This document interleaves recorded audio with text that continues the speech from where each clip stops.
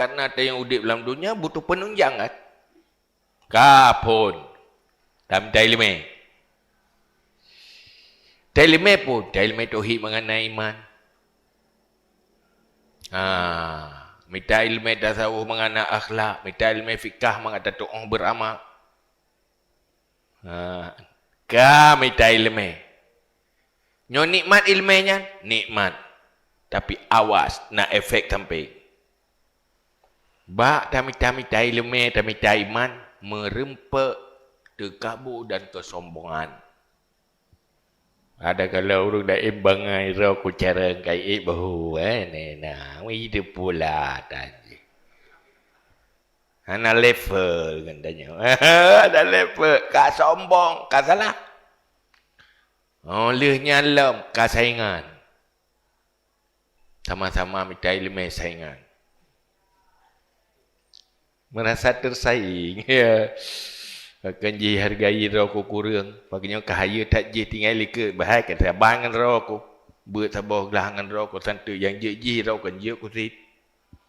Pakan ji bukan roko. Dengki. Kemudian ya. Minta ilmu untuk na akhlak. Minta ilmu untuk na iman.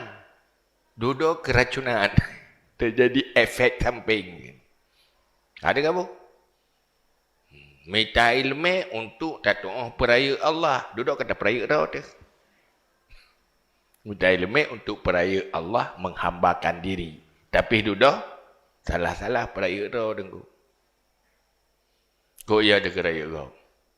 Nya saya kaya keraya kau nya tanda ka peraya dah. Muyana peraya dah pun pasaya keraya kau. Cekabur kanainan dengki kanainan. Nyo efek ilmu.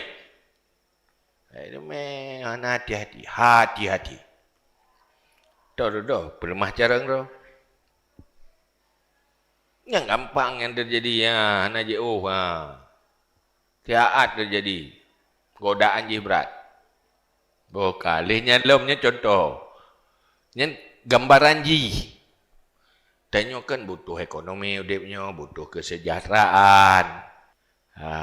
Pandai mungkin tanya kan ke malaikat. Butuh makan minum. Butuh fasilitas. Kami minta rezeki. Kami merempak ruang minta rezeki. Na modal, na kesempatan. Nyo nikmat. Tapi hati-hati. Ngenyan rela. Duduk. Kalau lo minta rezeki. Tua tujuan. Tujuan tak minta rezeki, mengaik dan bubuh ibadat. Mengaik dan minta ilmu. Ngerezekinya, merumpak ibadat, merumpak minta ilmu. Mungkin penyakit. Kerana mungkin dia udah dia nama makan minum, payah makan minum, ada tajak tu menjadi dan ibadat, kepulai si makan minum. Maka kepulai dan minta rezeki. Duduk kahana piu-piu minta rezeki. Ramadan minta rezeki. Mana? Pakanan jauh tu menjadi halangan. Kaya ada yang buat halangan. Pakanan buat ibadat halangan. Hasil, ribuk. Hanya kebala ya? Kebala. Munyo tak pakai dengan kacamata iman.